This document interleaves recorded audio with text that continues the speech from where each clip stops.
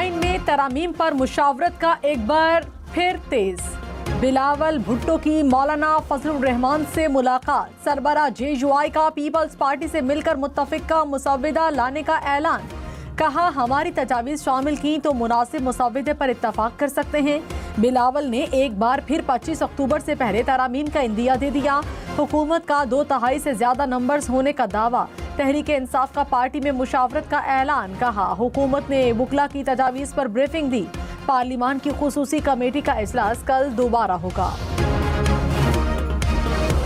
Peoples party की विफाक के साथ सूबों में भी आईनी अदालतें बनाने की तजवीज़। मुसव्विदा सामने आ गया। जजेस तकर्री के लिए आईनी कमीशन ऑफ पाकिस्तान के क़याम की तजवीज़। कहा कमीशन में जजेस, अटॉर्नी जनरल के साथ कौमी असम्बली और सेनेट के 2 अरकान होंगे। कोई भी रुकन जज तकर्री के लिए नाम तजवीज़ कर सकेगा। जजेस को हटाने का तरीक़ाकार भी तब्दील करने की तजवीज़। चीफ जस्टिस काजी फैजीसा की रिटायरमेंट। सुप्रीम कोर्ट बार 24 अक्टूबर को अलविदाई इशाया देगी। एडिशनल रजिस्ट्रार ने खत लिख दिया। फुल कोर्ट रेफरेंस 25 अक्टूबर को होगा। चीफ जस्टिस ने अलविदाई डिनर लेने से माजरत कर ली। कहा अलविदाई डिनर पर 20 लाख रुपए से ज्यादा खर्च आता है।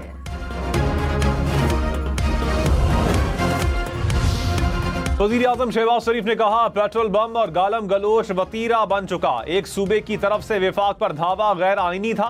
इनकी ख्वाहिश थी यहाँ लाशें गिरें। मुल्क में फसाद फैले। 2014 में डी चौक पर 7 माह तमाशा लगा रहा। चीनी सदर को दौरा मुलतवी करना पड़ा। धरनों से मुल्की मईशत को अरबों रुपए का नुकसान पहुंचा। पुलिस और रेंजर्स ने फसादियों की ख्वाहिशात को नाकाम बनाया। कौमी मफाद को ठेस पहुंचती तो पाकिस्तान का इमेज मजरूह होता।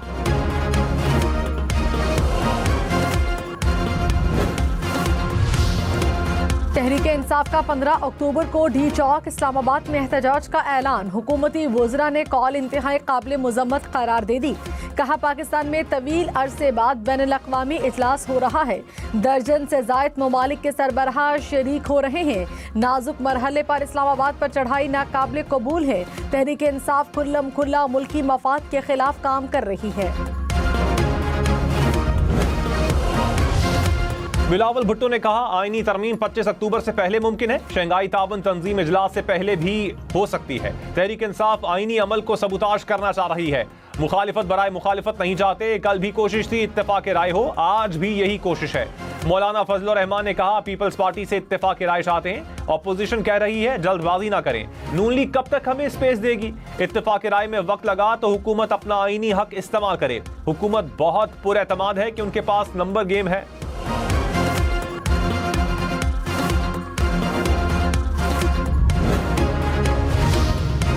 मौलाना फजलुर रहमान ने कहा हुकूमत का पहले दिया गया मुसव्विदा कबूल नहीं।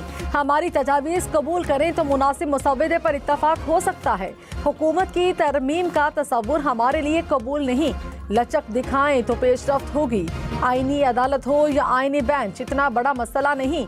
19वीं तरमीम खत्म करके 18वीं तरमीम को बहाल किया जाए। जजेस तकर्री में पार्लिमान का किरदार भी होना चाहिए। अवाम की ख्वाहिशात को नज़रअंदाज ना करें। वोट देना होता तो अब तक दे चुके होते।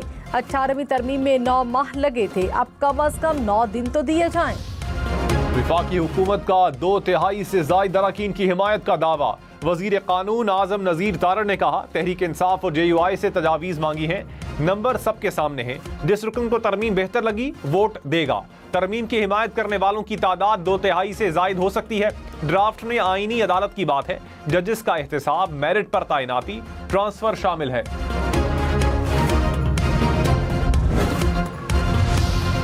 चेयरमैन PTI बैरिस्टर गौहर ने कहा आईनी तरमीम के लिए कोई ड्राफ्ट नहीं, तजावीज़ आई हैं। आईनी अदालत से सुप्रीम कोर्ट ज़िलाई अदालत के बराबर हो जाएगी। अभी तक कोई इत्तफाक राय नहीं हो सका। आमिर डोगर बोले हुकूमत के ड्राफ्ट में इबहाम है। पीपल्स पार्टी के मुसव्विदे में क्लियरिटी है। पार्टी में मुशावरत करेंगे। किसी एक जमात या इसके रहनुमा को टारगेट नहीं करना चाहिए।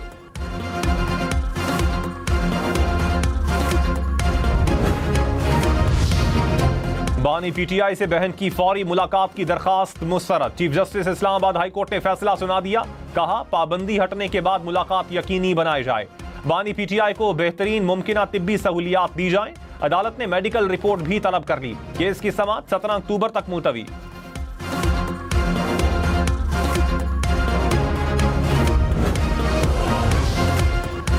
सदर आसिफ जरदारी की रूसी सदर व्लादिमीर पुतिन से तुर्कमानिस्तान में मुलाकात, दो तरफा ताल्लुकात मजीद मजबूत बनाने की जरूरत पर जोर। सदर मुमलिकत की तुर्कमानिस्तान के सदर समेत दीगर रहनुमाओं से भी मुलाकातें, तिजारत, दो तरफा राबता मजीद मजबूत बनाने की ख्वाहिश का इजहार।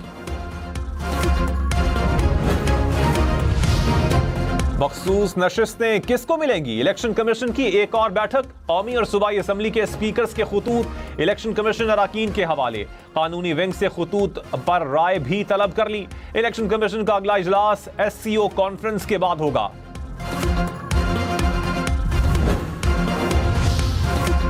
NA 231 कराची में वोटों की दोबारा गिनती के दौरान बदनज़मी, नामालूम अफराद ने बैलेट पेपर्स को आग लगा दी। इलेक्शन कमीशन के कागजात चोरी कर लिए। इलेक्शन कमीशन ने वाक़े का नोटिस ले लिया। चीफ सेक्रेटरी और IG सिंध को जिम्मेदारों के खिलाफ कार्रवाई की हिदायत। थाना प्रेडी में मुकदमा दर्ज कर लिया गया।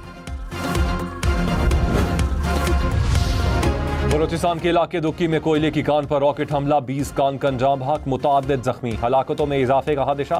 पुलिस के मुताबिक हमलावरों ने कान पर रॉकेट लॉन्चर और दस्ती बमों से हमला किया। जहां भाग मजदूरों का ताल्लुक पशीन, कुचलाक और कला सैफुल्ला से है। हमलावरों ने कान में मौजूद मशीनरी को भी आग लगा दी।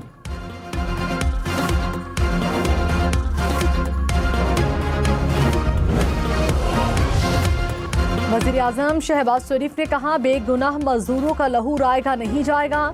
दहशतगर्दों को मंतक़ी अंजाम तक पहुँचाया जाएगा।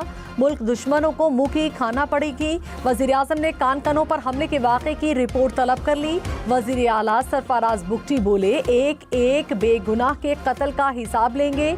वज़ीर दाखिला मोहसिन नकवी ने कहा, शरपसंद अनासिर कानून की गिरफ्त से नहीं बच सकेंगे।